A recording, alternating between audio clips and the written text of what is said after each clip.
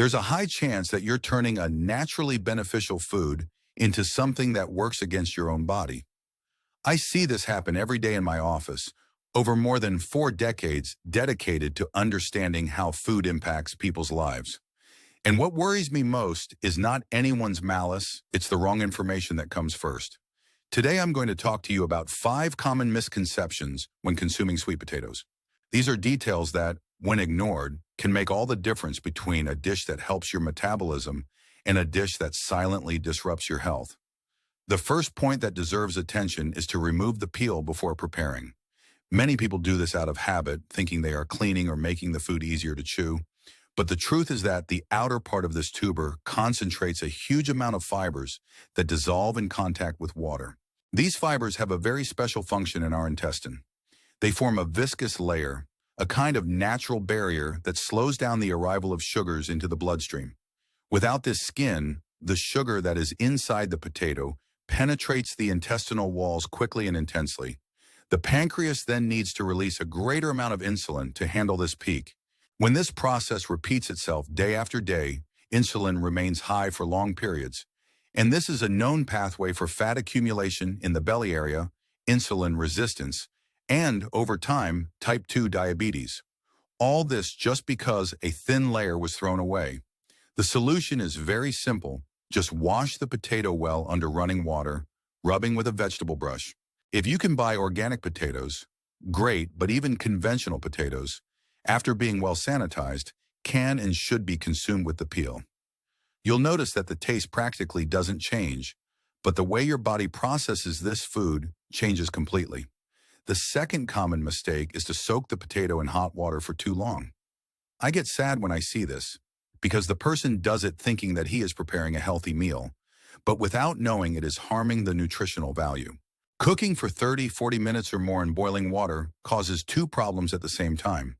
The first is the loss of nutrients that cannot withstand high temperatures, such as vitamin C and some B vitamins. You lose exactly what made sweet potatoes such an interesting food. The second problem is even more important for blood sugar control. Sweet potatoes contain a special type of carbohydrate called resistant starch.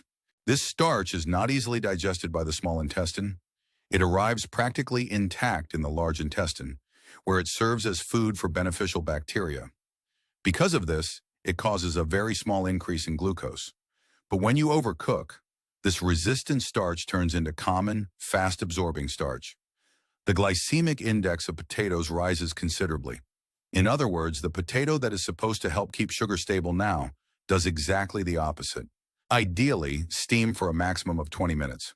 Another excellent option is to bake in the oven with the peel at 180 degrees for approximately 35 to 40 minutes. The oven holds the nutrients much better and preserves much of the resistant starch. If you want an even more effective remedy, prepare the potato, let it chill inside the fridge for at least 12 hours, and then heat it again. This cooling cycle converts even more common starch into resistant starch. It's a natural process that works in your favor. The third mistake is to add sweet potatoes with low-quality fats. I have noticed that it has become fashionable to put peanut butter on sweet potatoes. It seems like a healthy idea at first glance, but I need you to make an honest reflection. What is the peanut butter you are using? The vast majority of jars found in supermarkets contain chemically modified vegetable fats, added sugar, excess sodium, and preservatives. When you mix a food that raises glucose slightly with a harmful fat, such as trans fat or saturated fat from a bad source, your body interprets this combination as an aggression. Bad fat delays the emptying of the stomach, causing the sugar in the potato to stay longer inside the digestive system, and at the same time causes an inflammatory reaction. Inflammation that lasts for weeks, months, and years is behind almost every disease that slowly weakens us. Heart problems, diseases in which the immune system attacks the body itself, certain types of cancer, Alzheimer's disease, all of them have a chronic inflammatory state as a backdrop.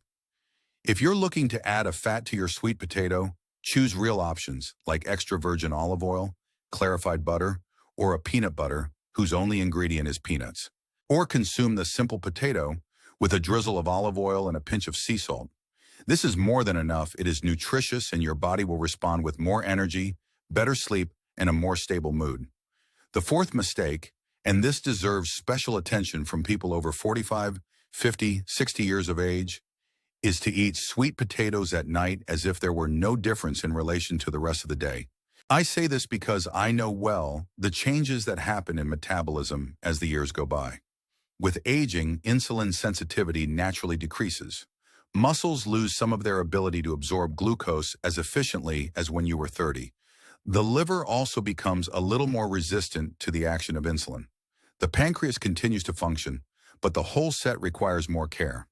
At night, this situation is accentuated. Insulin secretion is naturally lower in the afternoon and evening hours. Cortisol, which is a hormone that helps control sugar, is at its lowest levels at night.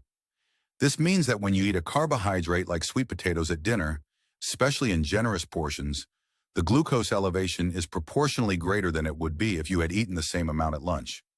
I'm not saying you can never eat sweet potatoes at night. The context is what makes the difference. If you exercised in the late afternoon, your muscles have glucose receptors activated, and sweet potatoes at night can help muscle recovery.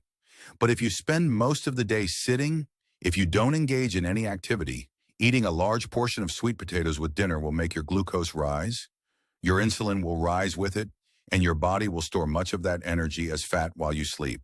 The time is important, what you did before dinner is important, and the quantity is also important. A medium-sized sweet potato has between 20 and 25 grams of carbohydrates. This is reasonable for a meal at lunch, but for dinner for a sedentary person over 50, it can be excessive. And this metabolism that has lost sensitivity to insulin, that stores fat during sleep, that reacts differently than it did in its 30s, is not an isolated problem. It is an entire system that has been disconnected little by little. It was with this reconnection in mind that a special program was created, and you can find the link in the comments to learn more. My recommendation is that you prioritize sweet potatoes for breakfast or lunch. At these times of the day, the metabolism is accelerated, insulin sensitivity is naturally greater, and the body uses that energy much more efficiently. What you eat early becomes fuel for activities. What you eat late without expending energy tends to become a reserve. The fifth mistake is the most frequent and also the most dangerous. It is to believe that, because it is a natural food, you can eat sweet potatoes at will. I've heard countless times phrases like, but it's sweet potatoes, it's wholemeal, I can eat as much as I want. No, it can't. No food, no matter how healthy, is exempt from consequences when consumed in exaggerated quantities. Not even sweet potatoes escape this rule. Excess of any carbohydrate, even those considered complex, leads to the accumulation of glycogen in the liver and muscles.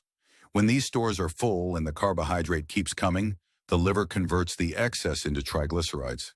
High triglycerides in the blood are an independent risk factor for heart disease. They increase blood viscosity, contribute to the formation of plaque in the arteries, and are directly linked to fat in the liver that is not caused by alcohol. This condition has been growing alarmingly in the Brazilian population over 40 years of age. And there is still another aspect that few people comment on. Sweet potatoes have a pigment called beta-carotene, which the body turns into vitamin A. This is all well and good, but in extreme amounts, too much beta-carotene can cause a condition called carotenoderma, in which the skin takes on an orange hue. This in itself is not serious, but it is a clear sign that you are overstepping the point. And when you overdo anything, the balance that should exist falls apart. The recommended amount for most adults is between 150 and 200 grams per meal, 2 to 3 times a week. It is not to be eaten every day, nor at every meal, and always within a dietary context that includes good quality protein, healthy fats, and a variety of vegetables. Sweet potatoes are not the miracle solution for your health. It is a piece, an important piece, but it alone does not do the job. The human body functions as an integrated system, and integrated systems need multiple elements to operate in harmony. Now I want to share with you something that goes beyond these 5 mistakes. It is a lesson that I have carried with me for many decades, learned both in laboratory studies and in daily contact with real people. Most people who face health problems after the age of 50 did not get to this situation because of a single bad decision. They came because of a silent sum of small slips repeated every day. The mistake that seems insignificant, the peel that was discarded, The cooking too long, the over-serving at dinner, the wrong combination that has been repeated for years. These are not minor details. They are the building blocks that make or break your health over time. When we reach 50, 55, 60, the body begins to collect this invoice with interest. Blood tests change, weight becomes harder to control, energy decreases, sleep worsens. And then comes the question that everyone asks me, what do I do? The answer almost always starts with the basics: the way you prepare your food, what you combine, the time you eat, the amount you put on your plate. All these answers are here, and sweet potatoes were just the starting point for this conversation. It's something I've learned from studying longevity in different cultures around the globe. The peoples who live longer with quality, who reach 80, 90 years of age, still lucid, still active, still with a sparkle in their eyes, these peoples have in common the care with the way food is prepared. They don't just choose what they eat well, they know how to prepare it, they know when to eat it, and they eat it with intention. Eating with intention is very different from impulse eating. When you eat on impulse, you swallow fast, you don't chew properly, you don't pay attention to the signals that the body sends. When you eat with intention, you notice the texture, you feel when you're full before you get full, you pause before serving more. This may sound like philosophy, but it has a real biochemical impact. Chewing well increases the release of enzymes in saliva, improves digestion, reduces fermentation in the intestine, and contributes to a more balanced absorption of nutrients. The sweet potato chewed slowly with the peel, steamed, combined with a quality protein and consumed for lunch is a completely different food in your body from the peeled sweet potato, cooked in water for 40 minutes, mixed with industrialized peanut butter, and eaten in a hurry at 10 o'clock at night in front of the television. The same food, two opposite results. That's what I want you to take from here today. It's not just what you eat, it's how you eat, when you eat, what you pair it with, how much you put on your plate, and how much attention you treat your own body. Your body is the place where you live. It's the only home you have in this life. He deserves that you learn to care for him with the same attention that you would devote to anything else important in your life. In fact, with more attention, because without health, the rest loses its meaning very quickly. I've seen it up close. I've followed people who built fortunes, raised children, made dreams come true, and reached the end of life without quality, trapped inside a body that was neglected for decades. And I also accompanied simple people, without many resources, but who from an early age learned to respect their own body. These people reached 70, 80 years old, still driving, still laughing, still present. The difference was not in the genes. It was in the daily choices repeated over time. Building these choices in a complete way, with each piece in the right place, at the pace that the body of someone over 60 years old asks for, is exactly what a certain method proposes. The time you spend repeating the small mistakes is time that the body pays with interest. Don't put off what your body's asking for now. Access the link that is in the pinned comment and see what has been prepared for you, because you don't have 12 different problems. You have a system that needs to be rewired. You still have time to make better choices, regardless of your age. The human body has an impressive capacity for adaptation and regeneration. When you remove the mistakes and add the hits, it responds. It does not respond overnight, but it responds. And it starts with something as simple as not peeling the sweet potato before cooking. It starts with putting water to a boil and realizing that steam is gentler with the food than full immersion.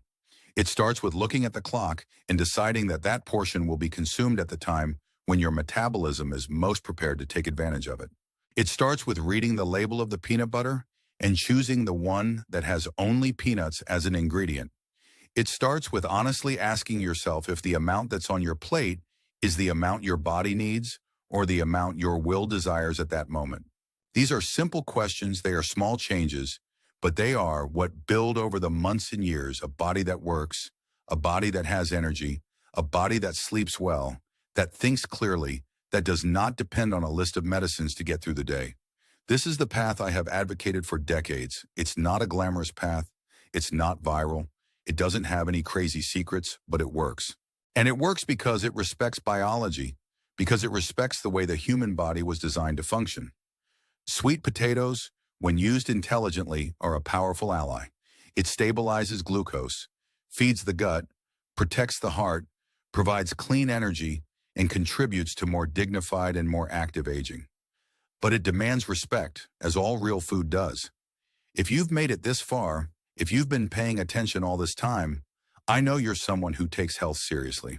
And it is exactly for people like you that I continue to share what I have learned in decades of medicine, research, and care for human beings. Don't let that knowledge sit still. Put it into practice. Start the next time you prepare your sweet potato. Change one step, then another, and watch what happens. Your body will give you the return, as it always does. And if you want to continue learning with the depth you deserve, don't miss the next content that will appear on your screen now. Click on the card and check it out, because there I continue this conversation, and what you will discover can completely change the way you see your food from today on.